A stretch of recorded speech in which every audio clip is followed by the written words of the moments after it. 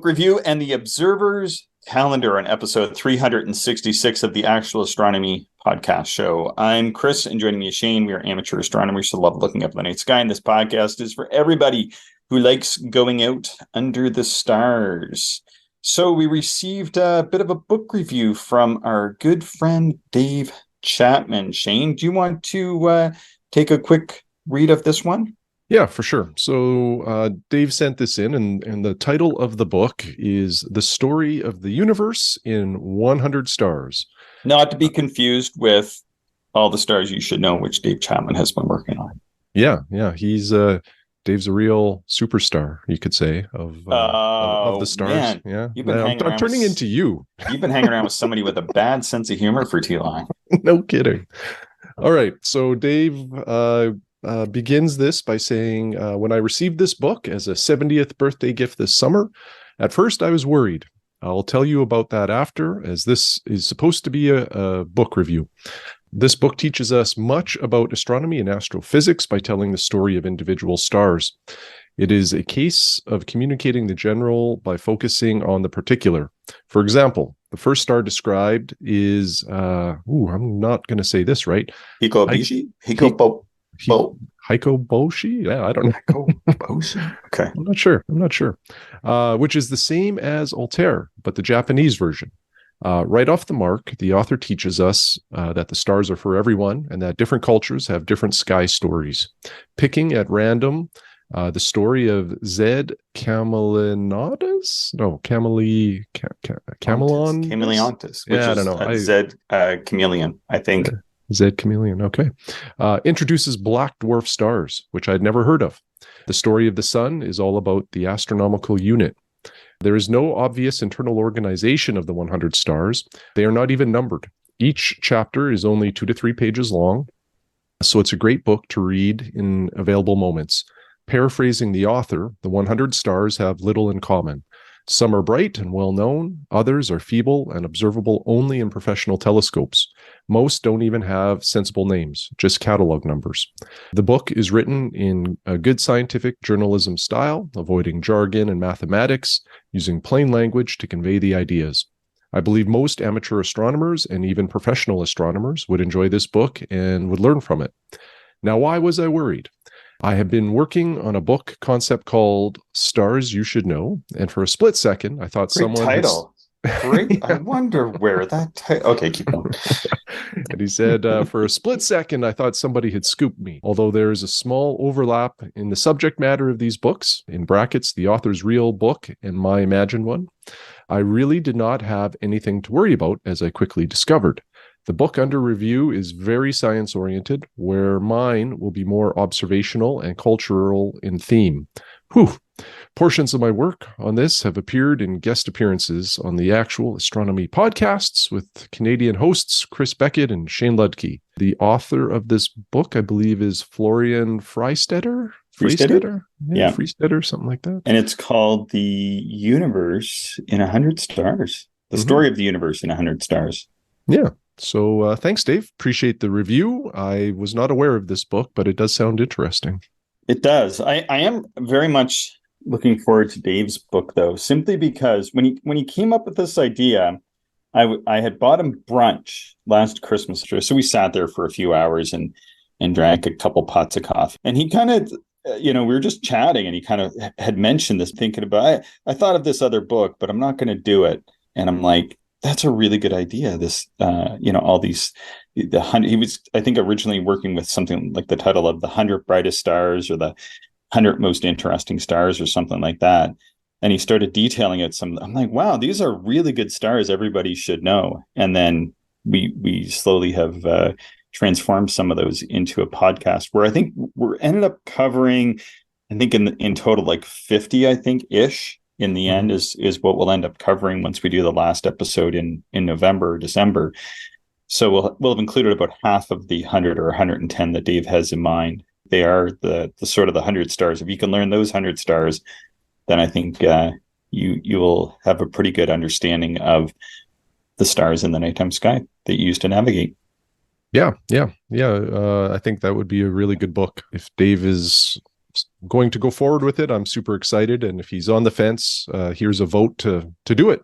I would love to see that book. I think we should write the what do you call it, the intro or preface or whatever. Sure. Write that for Dave, and then we can give it the actual astronomy seal of approval. I think we'd sell it. I would buy that. I'm not looking for a free copy. I would buy that and proudly promote it. Dave is a physicist. That's his professional training. Worked for the government of Canada in that capacity. So he's a good person that understands both the amateur astronomy aspects and how to communicate those with other amateur astronomers or the public. He's written and authored several other books. I think this would be a good one. But see, every other work that he's done he's a very collaborative person, as I was telling you before we recorded today. He's helped me out an awful lot with any of my astronomy projects that I've ever approached him on. He's been very helpful. And I think that's what he spent much of his time doing with the astronomy writing, is collaborating with other people. Originally, he used to write a series of articles for the Journal of the Royal Astronomical Society of Canada. I always enjoyed those as well, but he kind of drifted away from that when he got into some of these other projects. So I think it's sort of a return, sort of full circle. I look forward to that. I think it'd be pretty cool. All right, we have an email here from a new Patreon supporter, he sent this last week, I think. It's from Don. And Don writes, because we'd been communicating about a couple of things. He said, thanks for the quick response, Chris. Yes, we do try to reply to everybody, either Shane or me or both. I think we probably respond to 98% of our emails. I don't think it would be possible to do 100%. And sometimes one gets past the goalie. But yeah, we do try to respond to everybody. He says, I can't imagine the discipline it takes to be an observer, hold down a full-time job, and have time to keep us all entertained. After hearing you and Shane reinforce it on earlier podcasts, I joined a local club last year called the Astronomy Society of Long Island. I think we have other members, or at least one other member in that astronomy club or society. Mm-hmm. Yeah, I think we do. And he has loved it, and especially enjoying the outreach effort. There's nothing like showing friends, strangers, the craters of the moon, rings of Saturn, etc., and seeing their reaction for the first time. You know who else is on Long Island? This is just off the top of my head. I think this is correct, but I'm like 99.9% sure. Is Phil Harrington? The great binocular, an observer. Yeah, I think he's on Long Island as well. What are your thoughts on Astronomy Club, Shane? Shouldn't everybody just do all this stuff online? After all, we're doing something online. We're not an astronomy club, and we like that people enjoy and listen to our show. But what are your thoughts on astronomy clubs? I think they're great. I've been a member of the Regina Society since I think 2003. So I guess that's 20 years now. And it has it's done a lot of things for me. Why, that's how you and I met, Shane. Well, yeah, it's true. And I think if I had not joined the club, I'm not even sure how much I would have pursued the hobby, to be perfectly candid. Because when I joined the club, I was really only looking at the planets and the moon with my 8-inch Newtonian. And I thought when I started off that's all I would ever look at. But then, you meet people in the club, you hear about what they're observing, and then you actually go out and observe with them. And it really opened up, my thoughts in terms of what I would observe and how I could enjoy this hobby even more. So, that aspect of it is great. The socialization and meeting people, is awesome. And it is nice to observe with other people. Like sometimes I do, sometimes I do enjoy my solo sessions in the backyard, but I really enjoy going out with others and observing. And, that's a huge benefit. And then, clubs do an awful lot of other activity that, we all sort of take advantage of at different times, like organizing star parties or producing observing lists that are interesting, or if it's a larger society like the Royal Astronomical Society of Canada, publish all sorts of material. So there's a lot of benefit, and supporting a club either with your annual membership dues or volunteering to help forward some of the initiatives, I think is awesome for all of us. So I'm a big fan of them. I'm still a member. If anybody from the Regina Center is listening, apologies. I haven't been super active in the club lately, but I do what I can where I can. And, Yeah, I can't say enough about joining a club. Yeah, I didn't join a club for a long time. There was a few reasons for that. One, when I got into astronomy, I was only 17 or 18, I guess. And because of that, when I went to the club events, everybody was quite a bit older than me.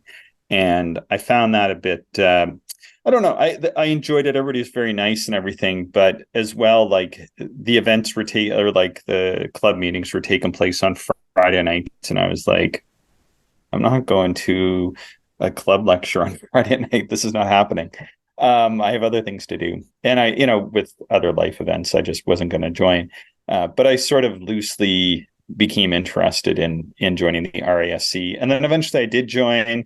And I went to every meeting for like a few years, and then moved to Ontario, went to every meeting for a few years, and then moved to Regina, went to every meeting for a few years. And then I just really like to do a lot of observing. And I found that sometimes my involvement, see, like you, Shane, and we've talked about this in the past, whenever they're looking for people to help, you and I just, for some reason, it's like anti-gravity, our hand just suddenly starts rising in the room. And it becomes a bit of a problem, right? So it can be difficult to do some of your own stuff. So I'm a member. I'm actually a club member of the Kitchener-Waterloo Center still. And the reason why I did that is just that it helps me to maintain a practical level of involvement with an astronomy club by separating myself by 2,000 kilometers. It's all Yeah, good. that's a fair strategy. Yeah, but I do contribute. I'm sending them some material. Michael Wright is a coordinator and organizer there. I might do like an online presentation for them at some point in time, but it really does help me keep it in check. Otherwise, I just end up getting sucked down the rabbit hole too far. And yeah, it's allowing me to put some limits on my involvement. But going on with Don's email, Don says, I just signed up to donate through Patreon. And in thinking about it, I thought that having more donors would entice others to do the same. So we do appreciate that, Don. And certainly other people have been contributing as well. And it does help us out. In the first couple of years of the podcast, Shane, we were floating the boat entirely on our own. And it was always like, okay, who's paying for this bill and who's paying for that bill kind of conversation that we were having. And it's fine. It's not crazy expensive, but it always seemed like there was a bill coming due one way or another. And now we just don't really have to worry about paying for the podcast. We can just enjoy doing the podcast. And then I think last year we had enough left over that we went out for dinner, and that was quite nice. Yeah, it was. Yeah, so that's pretty good. Don goes on to say that thanks for your kind words in the photos. Don sent us this beautiful photo of the Heart and Soul Nebula, which is up on the Cassiopeia Perseus border, something like that.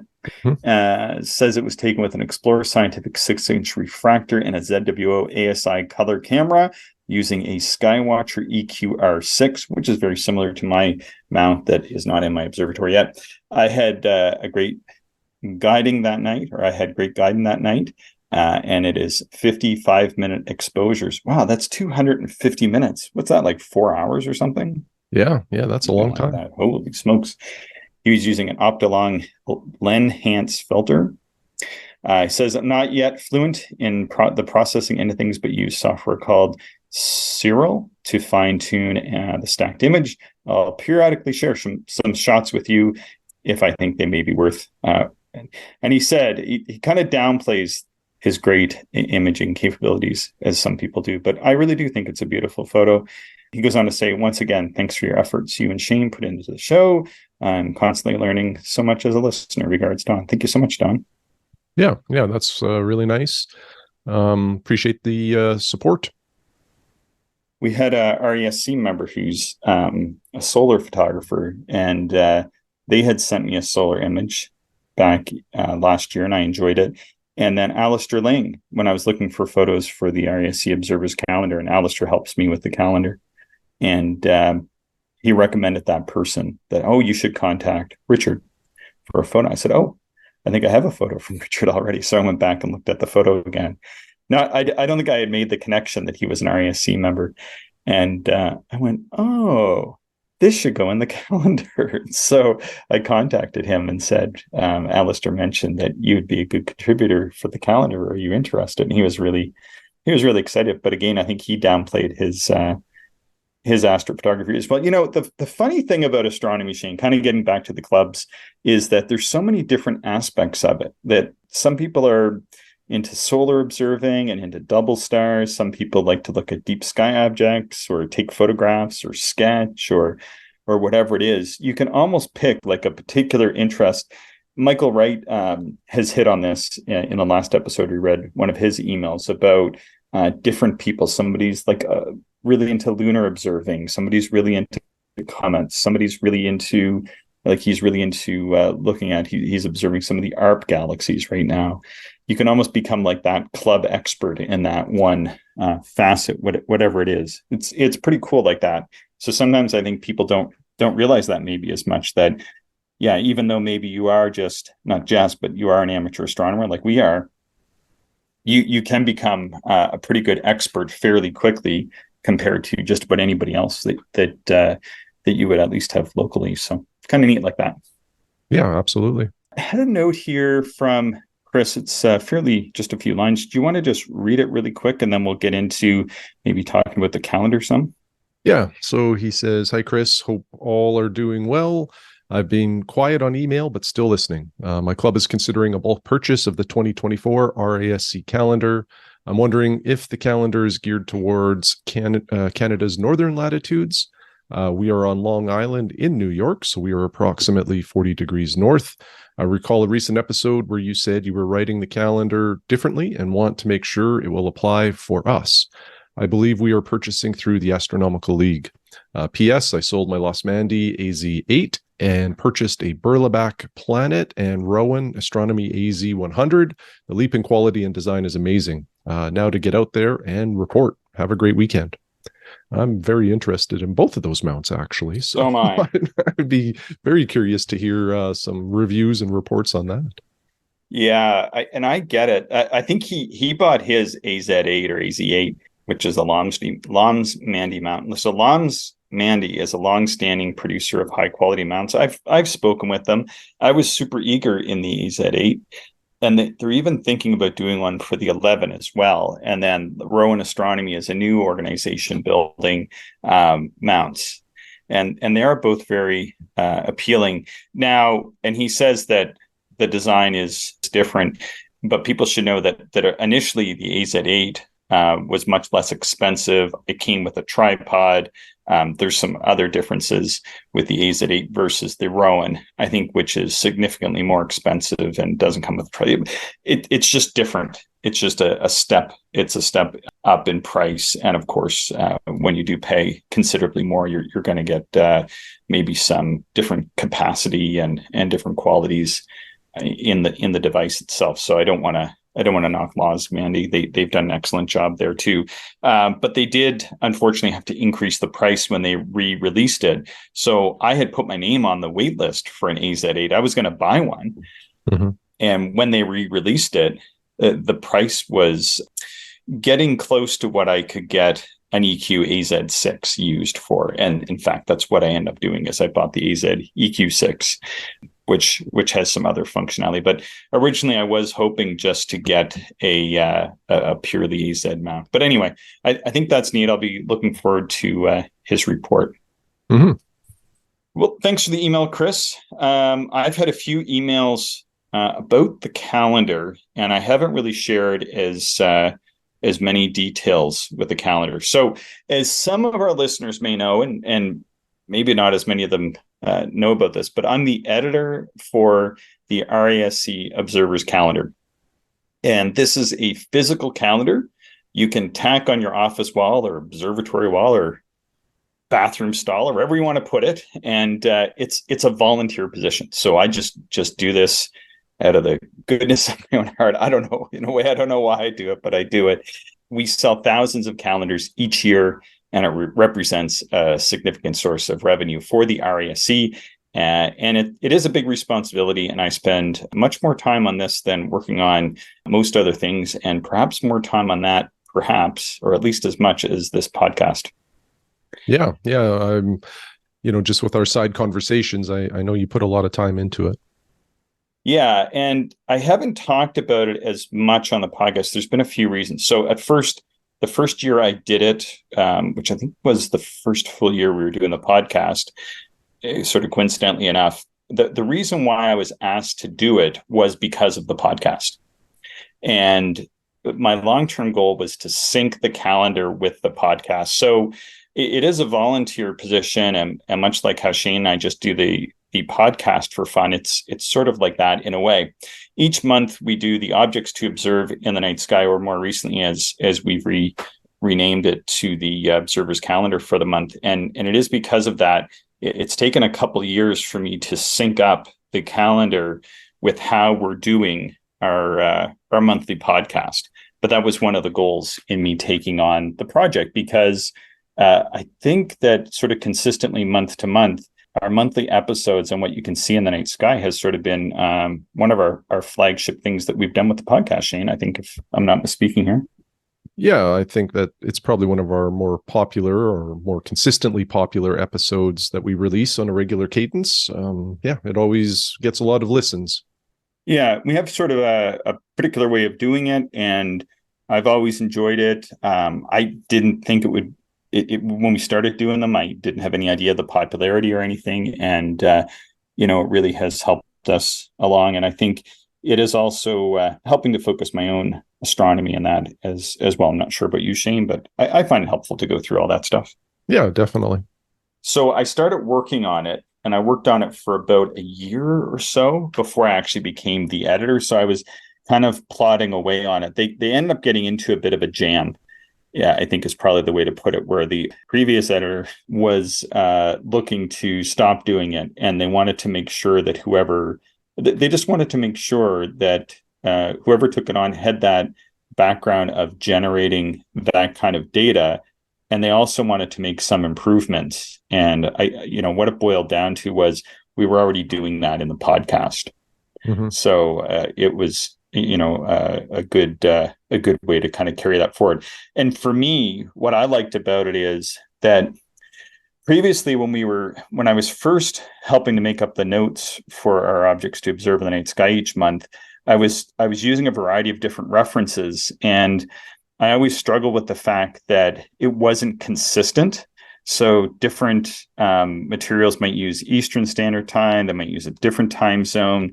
It might be an event that was visible on the other side of the planet than where we are, our listeners are. There was all kinds of little challenges like that. So what I've done over the past 3 years with the calendar is I've made sure that the events that are going in the calendar are synced up with what you can see in the North American skies. Okay. That took 3 years. There's a lot to it. And unfortunately, it does take an awful lot of time. So if you just want to take the raw data, and I get data from a variety of sources, talk about that here in a second, you can pretty easily just obtain or buy or find the data months or years in advance, and then just plunk it into a spreadsheet and publish it.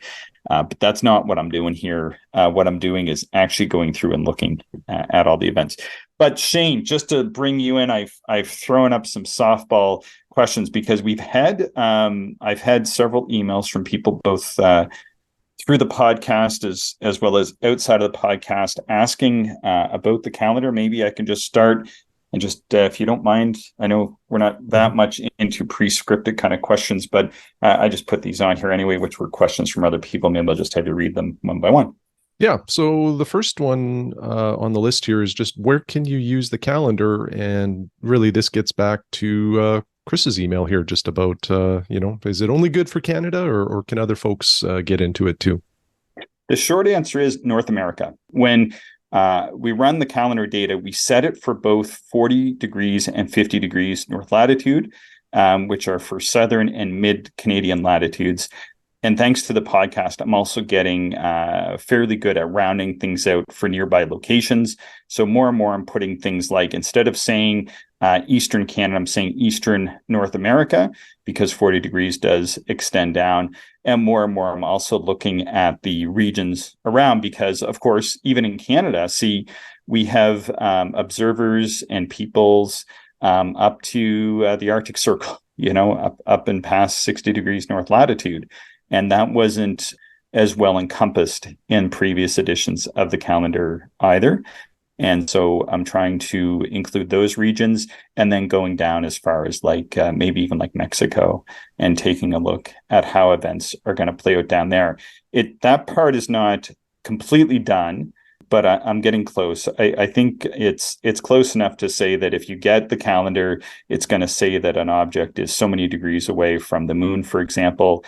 The difference between here and somewhere in the States is not going to be significantly different. And if it is different enough, chances are I've eliminated it from the list because it's not close enough for whatever locations that I'm using as well. What does it look like, Chris? I think we all get a calendar, has dates and maybe some pictures of baby lions and things. But I thought you were going to say ducks. Sometimes ducks. Yeah. What does this one look like? Well, it does have lions like Leo. Anyway. Ooh, yeah. Each page opens with a beautiful top image, which is captured by an amateur astro imager / RASC member. And then the bottom has that familiar monthly grid to it. I write a description with the imager that goes below the image, and then it's all properly framed with a graphic designer. And down below, not each day of the year has an event, but I try to put as many interesting events as possible into the monthly cells. So you might see, well, such and such event is for all of North America, such for East or West coasts, or into the North, or maybe in the future I'll start. I kind of worked a little bit more on the North this year and some on the South, and then next year I'll try to include more on the South. But I looked at them all. I think it's pretty good. It just looks like a regular calendar, image on top, the grid down below.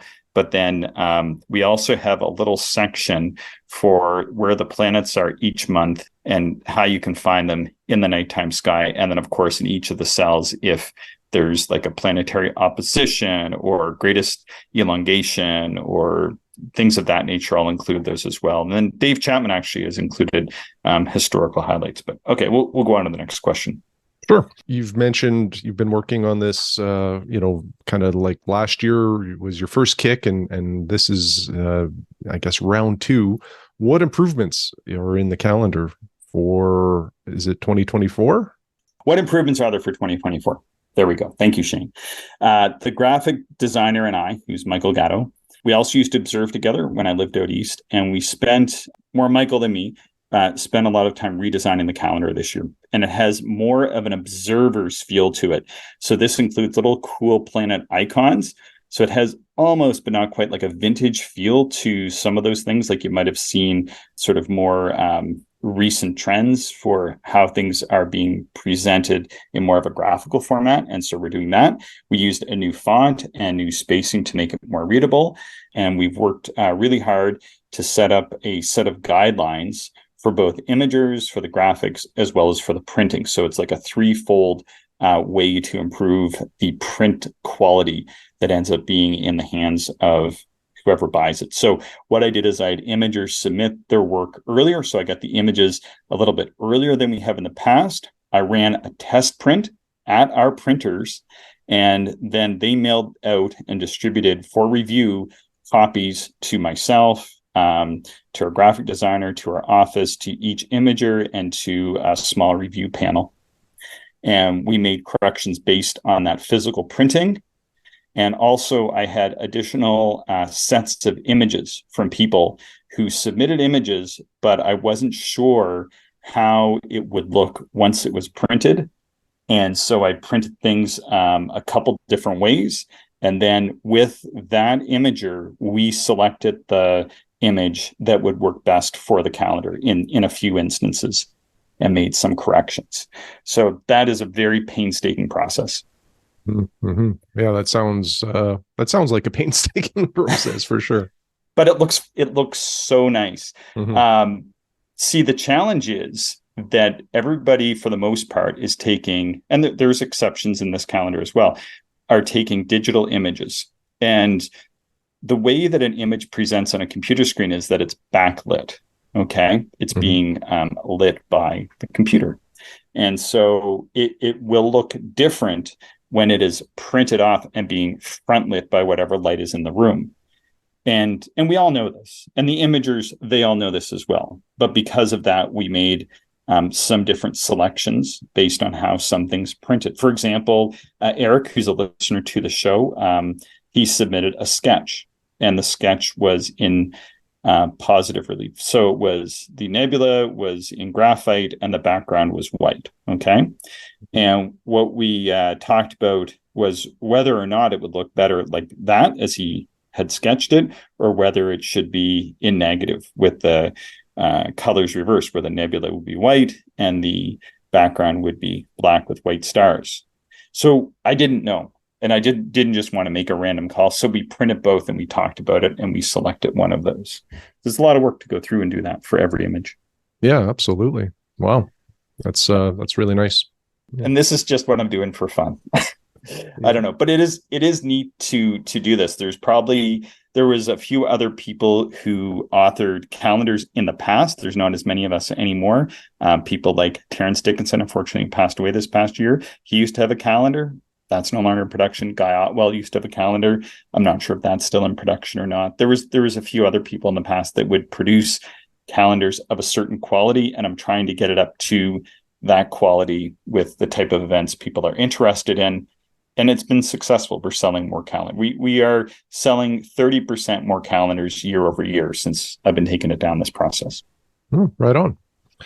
All right, next one here, Chris. And this one might be on a few people's minds. Yes. Why would anybody buy a calendar? It's 2024. Can't you just get this information online, on your phone, on your watch, all sorts of other places?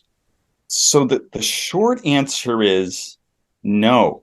This is a strange thing. And again, it goes back when we were discussing this at the publications committee, and it raised, actually, I think Dave Chapman and other people had raised it as well. Why are we still making a calendar? This seems strange in the 2020s. There's a couple of reasons why. But what I do is and again, it goes back to how I was originally getting some of our data for the objects to observe in the sky each month for the podcast, and I wasn't as happy with it. And that was because I was relying on other people's interpretation of source data. And it's very difficult to get some of the source data. So some of my source data is from the United States Naval Observatory, which the RASC has a subscription to, and they send me their data. So I get data from the United States Naval Observatory directly, and it's unmediated. So I get the raw data, and then I can go and take a look myself, and I can get it earlier. So I don't have to wait for that month to occur. However, like most sources, it is generated, and so somebody like me, like yours truly in this case, has to go through and figure out what is visible here in North America versus New Zealand or whatever. So it's raw data. So it doesn't come in and say this event is going to be for Regina, Saskatchewan, or that event is going to be for. You just get the event and time in UTC, in Universal Time. And that's it. So I like that because then I can actually go through and run all the simulations. I use a variety of data sources, so it also gives me access to different things. For example, Alistair Ling, who's been a guest on the show, he provides the lunar dates and times and events for those. And he writes the Sky This Month for Astronomy magazine. So this is a pretty good source for getting raw data from somebody who actually has been writing Sky This Month material for decades. Use other raw data from Dave Lane. So if you've used Starry Night software, you've used some of Dave Lane's backend data. As far as I understand, hopefully I'm not speaking out of turn, but he has generated formulas and how a lot of software for planetariums. He has his own Earth-centered universe software he was selling for a while. I'm not sure if he still is. He helped generate the algol maximum minimas. There's some other material in there from Dave. So this is a lot of primary source data that we can get far in advance. Pat Kelly, who creates this guide by month for the Observer's Handbook, also sends me some of his data. And so I use these data sources. What I do is I take that and I reduce down the events to those that are visible in North America, and I run simulations for time zones. Okay. Mm-hmm. So I run them for AT Atlantic time, ET for Eastern time, CT for Central time, MT for Mountain time, and PT for Pacific time. And I select the events that work for people in our hemisphere based on those time zones in general. I'm trying not to do as many as, like, if an event is like right at the horizon in Nova Scotia, or like, I guess, New York in this instance, if it's just like barely you can kind of sort of see it, and it's not something of particular rarity, if it's just like a regular monthly event, I don't include it. It needs to be visible for a wide area. So that's the other thing that you're going to see. That wasn't being done before me taking this on, but in discussions with Dave, we decided to do it that way. Dave Chapman, speaking of Dave Chapman, he provides, along with Dan, historical dates. And along with Dave, Blake Nancaro, we're looking over my selections and providing feedback and corrections. So I would go through this process using source data from people that are providing source data for other publications, software, magazines, going back decades. I was selecting the ones that I thought should work, running my own simulations, and then I was having a small group of people provide feedback and make corrections and suggestions on those. So this is kind of a laborious process, but it makes for very accurate information. Right on. Last one here, Chris. So if an astronomy club is interested in procuring some of these calendars, or maybe doing it as a fundraiser for their club, is that an option, or how can they acquire a bundle of these things to distribute to their members? Yeah, the way to get them is to go to rasc.ca, R, Robert, A, Astronomy, S, Society, C for Canada, .ca / I think it's store or shop. But anyway, if you go to rasc.ca, click on store, you can go into the calendar handbook section, and you will see that there's some options for buying in bulk, or you can just write the office. There's a place to like contact the office there if you want to buy in a different number. And I know there's some organizations that have done that in the past, have bought larger numbers. And then what happens is, because we're volunteers that are creating this, we're basically doing it on a voluntary basis. Our margins are much more flexible. And so the RASC is able to set up a discount with whoever is ordering the calendars. So then a club can decide to charge the price. They can charge the cover price, or they can charge a discounted price, or however they want to do it. And then they can make a few dollars. So a lot of the clubs will do this, and then it allows them to use the calendar as a bit of a fundraiser. So and people do enjoy it. It is in a way something that might seem a bit strange that we're producing a physical paper calendar in 2024. It can go on your wall, and it's made to go on your wall, and then you can always have reference and access to it whenever you want. It's very handy. Like, I use it when I'm making up our objects to observe the night sky each month, or the observer's calendar by month now, as we're calling it. What I want it to be able to do is just grab that, very quickly flip through it, and in like 5 or 10 minutes be able to have all of our events for the month, apart from like comets, or if we put in a double star deep sky object. I just wanted to be able to have that there, instead of having to surf like the entire internet trying to pull a bunch of random things together and figure out what's visible and what's not. This gives me the opportunity just to have that and communicate it with people through our podcast, which is for free. Anybody can listen to this, but as well, like, you can go and order one of these calendars, or your club can order one of these calendars today or tomorrow or whatever, and then you can grab that, open it up, and you will see right off the hop all of the stuff that Shane and I, hopefully, as long as we keep doing this, will talk about in the next year, in 2024. It's already laid out and ready to roll. So at the very least, Shane, we're going to do basically What's Up in the Night Sky podcast for next year, because I've already written all the material. Perfect. Easy sledding in front of us. It's easy. It's no problem at all. But easy for my seat anyway.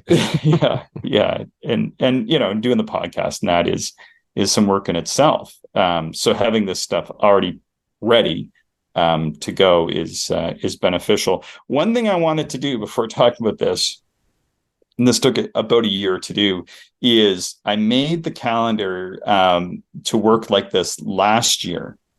And what I did is every month I would sit down with the calendar, and I would go through everything that I put in, and I would validate it again against what we were going to talk about in the podcast. And so, because I wanted to make sure that I had done it the right way the first time. And so I ran a check here for the past 10 months. And then now I feel confident because I didn't find any errors. I'm really hoping I don't have any errors this year either, especially since we're putting it out on the podcast, right? Like it, I don't like to make mistakes. I don't want to make them in two different spots. Yeah, makes sense. All right, sir. That takes us to the end. Is there anything else you would like to add? It's not like my day job or anything like that, although it took me almost 600 hours to work on it with a large group of other people as volunteers, including Dave Chapman, Alice Sterling, and other people have been on the podcast. And you can order it at RASC.ca. And if there's a problem with it, let me know. It's my responsibility. So you can send me your critiques or complaints. But I do create it as a service and again, as part of what we're doing with this podcast. Oh, that's awesome. Well, this was good, Chris. Hopefully that answers a lot of questions that people may have had about the calendar. Thanks, Shane. Thanks, everybody, for listening. Please subscribe, do us a favor, and share the show with other stargazers you know. You can always send us your show ideas, observations, questions to actualaastronomy@gmail.com. If you want to order a calendar, again, go to RASC.ca and go to the store. If your club wants to buy them, you can see there's bulk discounts there as well. Thanks again for listening. Thank you, everyone, for listening, and we hope you enjoyed the show. If you are interested in more information, would like to contact us, or if you would like to support the podcast, check out our website, actualastronomy.com.